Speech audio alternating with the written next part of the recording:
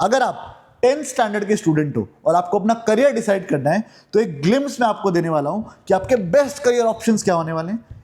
कई बच्चे 10th के बाद साइंस लेते हैं, आईआईटी की तैयारी करते हैं, बहुत मेहनत करने के बाद आईआईटी जाते हैं, उसके बाद और मेहनत करते हैं, कैट की तैयारी करते हैं और फिर एमबीए करने के लिए आईआईएम जाते हैं। कई बच्चे नॉर्मल बीबीए, बीकॉम, बीए करने के बाद वापस से कैट का एग्जाम देके आईआईएम पे जाते हैं एमबीए करने के लिए। कई लोग सीए बनने के बाद, इतनी मेहनत करने के बाद वापस से कैट के लिए मेहनत करेंगे और एमबीए करने के लिए आईआईएम जाएंगे। तो इसका मतलब कहीं ना कहीं सबका अल्टीमेट डेस्टिनेशन तो आईआईएम से ही है। अगर मैं आपको ये बोलूं कि 12th के बाद आप सीधे आईआईएम जा सकते हो बिना कोई बीच के हर्डल के, तो ये तो बहुत ही इंटरेस्टिंग बात हो जाएगी। तो आज के इस वीडियो में अपन समझेंगे कि ये कौन सा रास्ता है जिससे आप 12th के बाद आईआईएम जा सकते हो। इसमें हम ये भी बात करेंगे कि 10th के बाद अपने करियर को चूज कैसे करना है, क्योंकि करियर जो आप चूज करोगे उसके अकॉर्डिंग ही आपको स्ट्रीम भी चूज करनी पड़ेगी।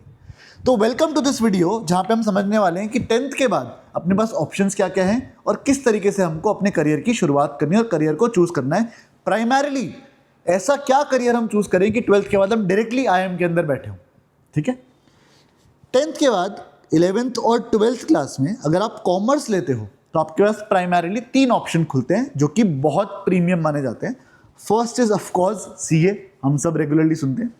सीए 12th के बाद आपको सीए फाउंडेशन का एग्जाम देना पड़ता है, उसके बाद आपकी सीए में एंट्री होती है। ये एक प्रोफेशनल कोर्स है, कोई कॉलेज नहीं होता है, ये आपको खुद को करना पड़ता है। ठीक है, आईआईएम की जहां तक बात है, इसके मल्टीपल एंट्री रूट्स हैं। टोटल 15 आईआईएम्स आपको 12th के बाद डायरेक्टली आईआईएम में एडमिशन देने को रेडी है। इसके लिए एग्जाम्स कौन कौन से होते हैं ध्यान से देखते हैं। पहला आता है आईपी मैट। इसमें 3 टाइप के आईपी मैट होते हैं। पहला होता है आईपी मैट इंदौर, जो कि 5 डिफरेंट आईआईएम्स के लिए आपको एक्सेस देता है। दूसरा होता है आईपी मैट रोहतक और तीसरा होता है जॉइंट आईपी मैट, जो आईआईएम बोधगया और आईआईएम जम्मू के लिए आपको एक्सेस देता है। एक आईआईएम बैंगलोर जो है, जो कि टॉप मोस्ट आईआईएम माना जाता है, उसका एक सेपरेट एग्जाम लगता है। वो बोलता है कि भैया हम डायरेक्टली नहीं देंगे, हम तो ये अपना खुद का एग्जाम देके फिर ही आपको एंट्री देंगे। छठा तरीका जो अपने सामने आता है वो आता है आईआईएम कोईकोडे। तो आईआईएम कोईकोडे और आईआईएम बैंगलोर दोनों डिफरेंट एग्जाम लेते हैं। बाकी आईपी मैट के अंदर 3 डिफरेंट आते हैं आपकी, IP MAT Rohtak, IP MAT Indore और जिप मैट। ये तीनों से आपको आईआईएम्स के अंदर एक्सेस मिलता है। तीसरा और बहुत ही इंटरेस्टिंग ऑप्शन आता है जिसको लॉ में करियर बनाना है। तो बेस्ट जो लॉ के कॉलेज होते हैं वो होते हैं एनएलयू, यानी कि नेशनल लॉ यूनिवर्सिटीज। अब एनएलयूज में जाने के 2 रास्ते हैं, क्लैट और आईलेट, AILET। इनका सिलेबस सेम रहता है, बट आईलेट से आपको एनएलयू दिल्ली मिलता है और क्लैट से आपको बाकी सारे एनएलयूज मिलते हैं। सिलेबस थोड़ा सा डिफरेंट है, थोड़ा सा एक्स्ट्रा आपको पढ़ना पड़ेगा, बट ऑलमोस्ट 85% सिलेबस आपको कॉमन इन दोनों में मिल जाएगा। अच्छा सर, एक बात बताओ, इनमें से बेस्ट तरीका क्या है और जो भी तरीका हम फॉलो करते हैं उसमें हमारी टाइमलाइन क्या रहेगी? तो आइए थोड़ी टाइमलाइन समझ लेते हैं कि अगर आपने 10th का अभी एग्जाम दिया है तो आपको किस तरीके से अपने टाइम को डिवाइड करना चाहिए और कैसे इन रेप्यूटेड कॉलेजेस के एंट्रेंस की तैयारी अपने को करनी है। 10th स्टैंडर्ड में अपन अभी बैठे अप्रैल 2026 में।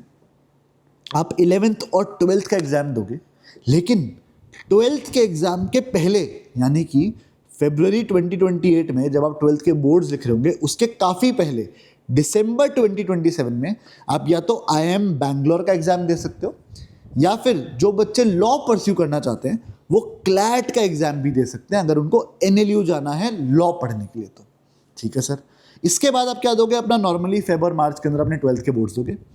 जैसे ही हम मई में आते हैं, मई 2028 में आपके बहुत सारे एग्जाम्स आने वाले हैं।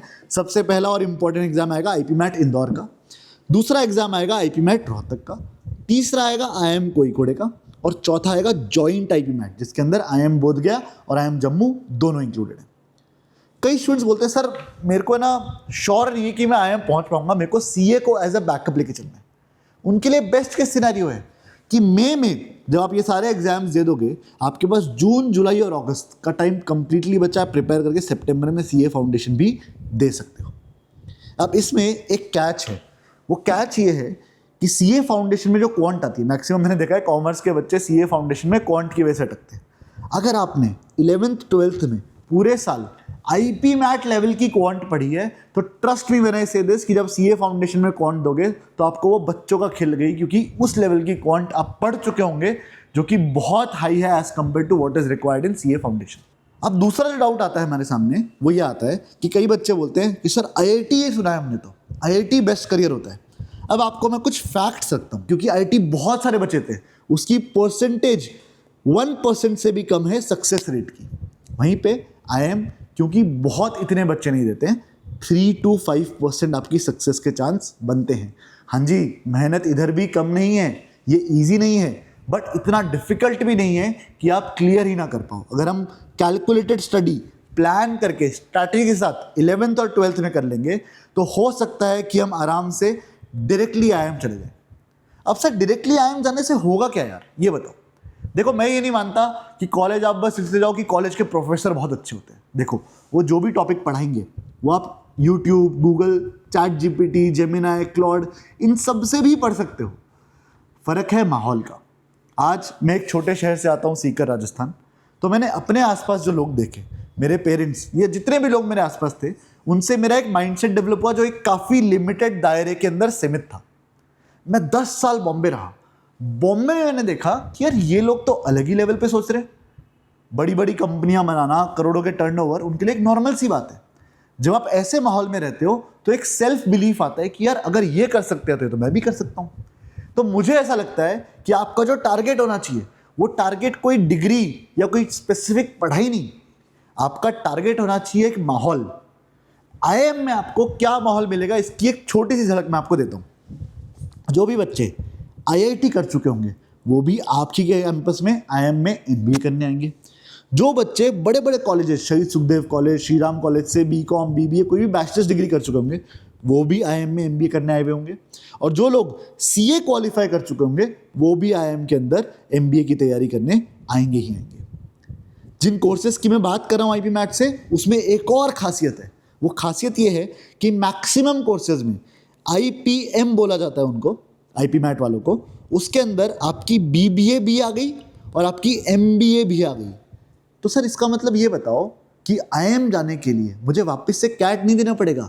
हाँ जी बिल्कुल, आपको वापस से कैट देने की बिल्कुल जरूरत नहीं है। तो वापस से एक बार समराइज कर लेते हैं हमने क्या पढ़ा है। अगर आप 10th स्टैंडर्ड के स्टूडेंट हो और आपको अपना करियर डिसाइड करना है तो एक ग्लिम्स मैं आपको देने वाला हूं कि आपके बेस्ट करियर ऑप्शंस क्या होने वाले हैं। इसमें अपन ने बात की सबसे पहले सीए की, फिर अपन ने बात की आईएम्स की, फिर हमने बात की एनएलयूज की, यानी कि क्लैट से जो आपको लॉ यूनिवर्सिटी मिलती है उनकी। इसमें प्राइमरीली हमने बात की आईएम की। क्यों? क्योंकि according to me this is a golden opportunity you guys have कि आप डायरेक्टली 12th स्कूलिंग के बाद आईएम जैसी इंस्टीट्यूशन में जाके अपने करियर को एक्सप्लोर कर सकते हो, सीख सकते हो वहाँ के एक्सपर्ट से। एक बड़ी अच्छी चीज़ मुझे ऑफ रिकॉर्ड बोलूँगा कि मुझे अच्छी लगती है आईएम बैंगलोर के बारे में। वहाँ के ऑनलाइन भी जो बीबीए करते हैं ना, उनको भी आईएम बैंगलोर की एल्यूमनाई का पूरा एक्सेस दिया जाता है। तो आप सोचो जब आप ऑफलाइन आईएम के अंदर पढ़ने जाओगे तो आपको कितना अच्छा एक्सेस मिलने वाला है।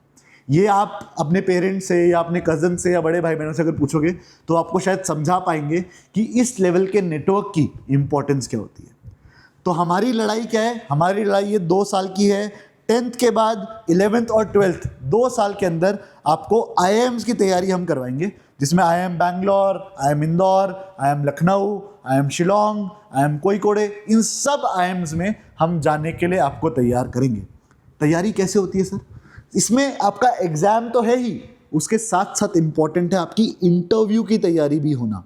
जैसे फॉर एग्जाम्पल आईएम शिलोंग की अगर मैं बात करूं तो इसका एडमिशन प्रोसेस ये बोलता है कि हम 50% वेटेज है वो देंगे इंटरव्यू को, 30% वेटेज हम देंगे आपके आईपी मैट के एग्जाम को, 10% वेटेज हम देंगे आपके 10th के बोर्ड एग्जाम्स के नंबर को, और 10% वेटेज हम देंगे आपके 12th के बोर्ड्स को। तो कहीं ना कहीं इसमें प्राइमरी इंपॉर्टेंस किसकी निकल के आती है?